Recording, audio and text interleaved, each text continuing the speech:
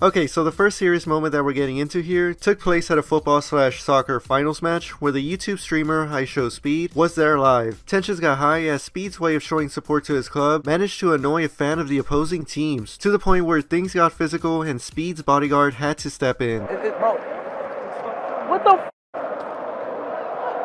Yo.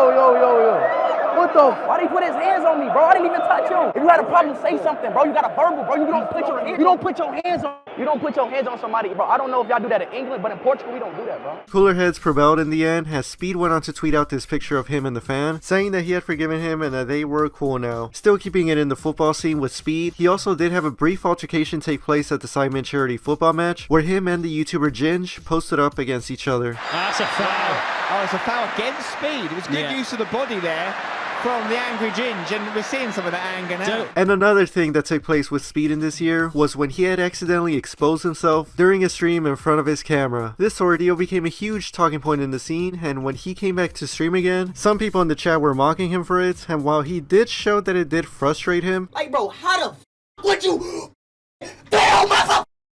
I'm sick of f***ing chilling! Don't tell me to f***ing calm down! he had also broken character and revealed to his viewers how the whole situation was actually affecting him. From the bottom of my heart, bro, it's past days and hours, I've been suffering very mentally. At the end of the day, I'm still a human being. You guys don't know the feeling, bro, what I'm feeling right now, you know? Like, bro, I can't. I don't know what to do anymore, bro. And the last thing that we'll go over with Speed here had to actually do with one of his good friends, Cenat, when the two of them linked up to make a song together. Kai pulled up to the house and their energetic personalities caused this tense moment to occur. Yo!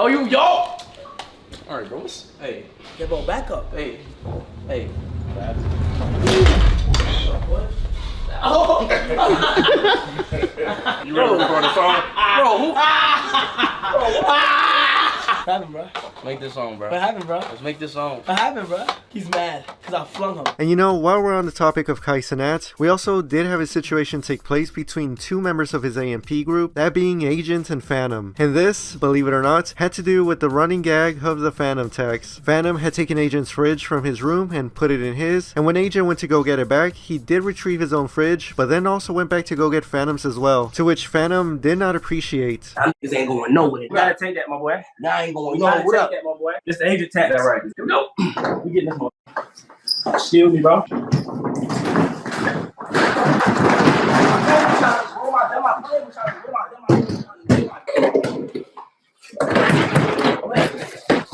gonna show you how I'm gonna act up. What am I gonna do? I'm gonna act up. Bro, Fanum, what am I gonna do? How can you not see how to touch me? How can y'all touch me? They get into a full-blown argument, which eventually had Fanum punching the camera, and when Agent returned to his room, Fanum was still not having it as Kai had now entered the scene. How did I do some corny shit? Please explain to me. You want me to, I'll mute it if you want me to. My dead man's pull up. We're going to go outside. Okay, chat, give me a sec. I'll be right outside. Bro, sit down, man. Come through. No, we gonna talk, bro. Stop playing. God. Excuse me, my brother. Excuse me, my brother. Excuse me, my brother. Do not touch my fridge, bro. I've never seen a more unreasonable individual. Go get your fridge, gang. Go get your fridge, corny ass. I'll grab it later, yeah. Luckily, no long-term animosity came out of this, and the two are still cool with each other now, continuing to make content for AMP. Now, going back to Kai, while he manages to keep his cool with a lot of people, one person that did get under his skin was Matan, aka the Bill Clinton kid that crashed the 2022 Game Awards. Matan, this year, became known for showing up in the most random places, and Kai's livestream at Universal Studios was no exception. But Kai, with no interest in entertaining the kid, let him know how he felt about his stream sniping appearance. Yo, I've seen him before. I do it. What the hell? What's going on? You're the most random person. You're not with us. You're not with us, but I've definitely seen you before. Can I get a quick photo? Yeah, quick. Whoa, bro, stop doing that, bro. Stop doing that, bro. I just wanted a quick photo. You're trying to be low. Stop doing that. Come on, you ain't being mad annoying. Why you disturbing? Boy, he disguised. Like, come on, man. Matan, still wanting to troll another big streamer later on, then set his eyes on the political commentator Hasan Piker and found the perfect opportunity to do so when Hasan went onto the front lines of the Writers Guild of America strike in the middle of the year. What's going on? How you guys doing? We love landlords. We're all against unions. We're here to protest against the landlords and the unions. We love landlords.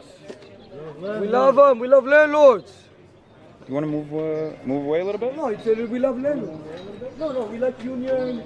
I mean, we hate unions. We love landlords. Now, the next moment that we got here also has to do a bit with the entertainment industry from the mainstream, where this one involves the Stranger Things 4 actress Grace Van Dien and the OG FaZe member slash YouTuber FaZe Rain. Grace, barely having shown interest in gaming and streaming in the past, just nonchalantly joined the FaZe Clan organization like it was nothing, rubbing many in the community the wrong way, including Rain, to which he vocally called her and the organization out. Both Rain and Grace from that would have a personal back and forth, and before things could get even worse, Rain decided to have an in-person meetup between the two to sort of squash the beef, where at first their conversation was going well, but things took a turn as Rain displayed her hypocrisy by acting offended over her comments. You want to super victimize yourself over that? Okay, then I guess I'm hurt. How dare you? How dare you bring up the worst time in my life? I almost died. And I called you mid and your response almost took my life? That almost left my mom without a son and support? See, I can play that game all day. If I called you mid, who cares what I say? And if you bring up my drug past, are you getting emotional? Yeah. Well, I'm just speaking the truth. I don't want you to get emotional. I don't like you. How do I you think expect you're me a to react? terrible person. Really? Yeah. Oh, she's pulling the acting shit up now. Because I said that Pulling the acting shit out now. How am I a terrible person for what? Pulling the acting How am I a out terrible now. person? Explain. I don't owe you an explanation, actually. And I owe you an explanation.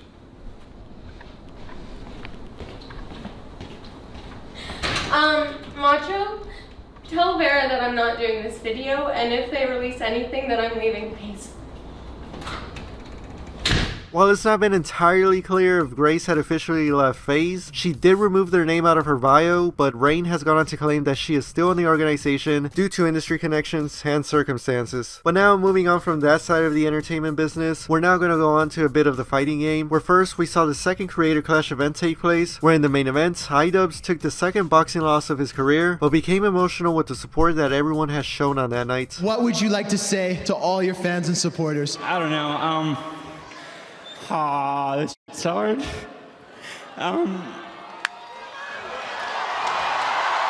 know I'm not everyone's cup of tea, but I really do appreciate the support. About 6 months after that, another crossover boxing event took place that saw the undefeated KSI take on the professional boxer Tommy Fury on the Prime card. And in this one, after a good showing from KSI to the surprise of many people, the judges announced Tommy Fury as the winner, and this set off KSI in not just the post-fight interaction. I was throwing the shots, and I was the one put working. You weren't landing! You weren't landing! You weren't landing! Look at your face! Look at your eyes! Huh? Look at you! But also in the solo interview that he had later on. Because he said he was going to knock out. Control it, KSI, come on. You will get the rematch and you'll win the rematch. Do you want that rematch? I hate losing, man. From KSI there, we now go on to his business partner in Prime, Logan Paul, also having an emotional moment take place. But this one occurred on his podcast at the beginning of the year, where when he was in the midst of receiving backlash for the CryptoZoo and George Janko FaZe situations, he had received a note from a stranger that comforted him, and Logan broke down a bit while talking about it. I told him that it was just insane how the reciprocation of energy that had taken place with me at a point in his life, you being there for him and him being there for you. Yeah, at one point I was a light for him, and then when I needed it, he was a light for me. I couldn't be more grateful. It's just crazy. I saw it unfold in real time, man. No one's ever written me a note that nice. Logan also later in the year went to a UFC event where he was actually seated next to the YouTuber JiDion. JiDion at that time was live streaming himself at the location, and when Logan came down and sat next to him, everything was all good for a while, but as time went on, Logan started becoming more and more uncomfortable being on the live stream, and had then asked JiDion if it was okay if they could move and or switch seats. Would you two want to switch seats with us? Just because we don't feel like being live streamed all right. Or you move down this way. I'm going to just stay here. I'll just switch with Chris. No, I'm going to just stay here. It's cool. You know what I'm saying? I'm chilling. You promise? Promise, bro? I'm chilling. Promise? Don't be mad. I just don't feel like being on camera all night. I'm not mad. You know? I'm chilling. I'm chilling, chat.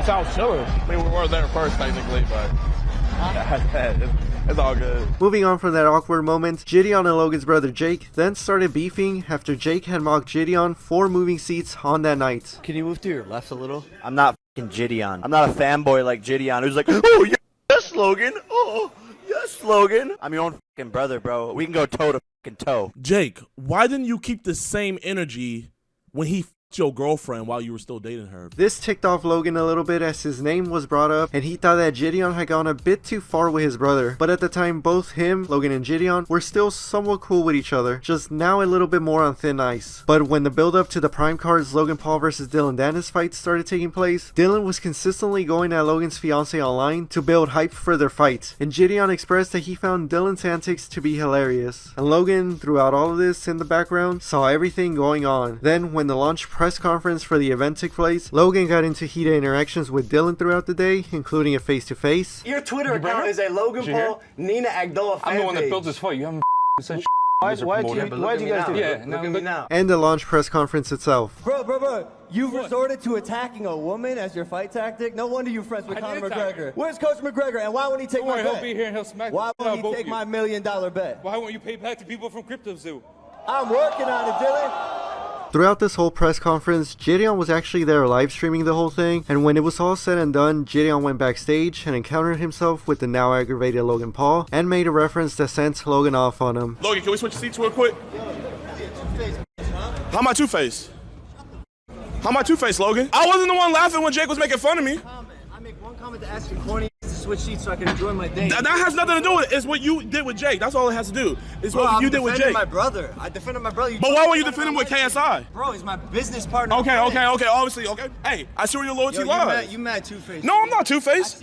I'm real when it needs to be real, and you don't deserve to be real too. Yeah, right, bro. You don't deserve to be real too. Ever, bro. Hey, you got another fight. You got a whole nother fight to worry about. Yeah, and you I was keeping the jokes. I was keeping the jokes. You're the one who called me. Yo, please leave. Hey. Please. Say less. Please. Hey, say less, Logan. Hey, good luck with your fight, Logan. He's talking about Jake. This man went on a fucking rampage disparaging Jake, and I stood up for him, and that's what he got mad about. When I texted him, I was like, bro, you went too far with Jake. That's when he really switched up. A bit more drama regarding the two still occurred after the fact, with statements coming out from each of them, but when JiDion made a video for his audience stating that he was going to be retiring from his usual content and be turning over his life to Christ completely, one can assume that the beef between the two has now been squashed, as Logan wished the best for him on a Reason podcast episode. I think the world could use a little guidance and positive, like religion in their life. So if he can figure it out, it'd be phenomenal. Good for JiDion, bro. God bless him. God bless him for making that pivot. I can't imagine it's easy. Like what a crazy shift. And that'll be the end of part 1 of this year's YouTuber Serious Moments. Part 2 will be coming out soon, but in the meantime, I hope that you all enjoyed this video, and I will see you in another one.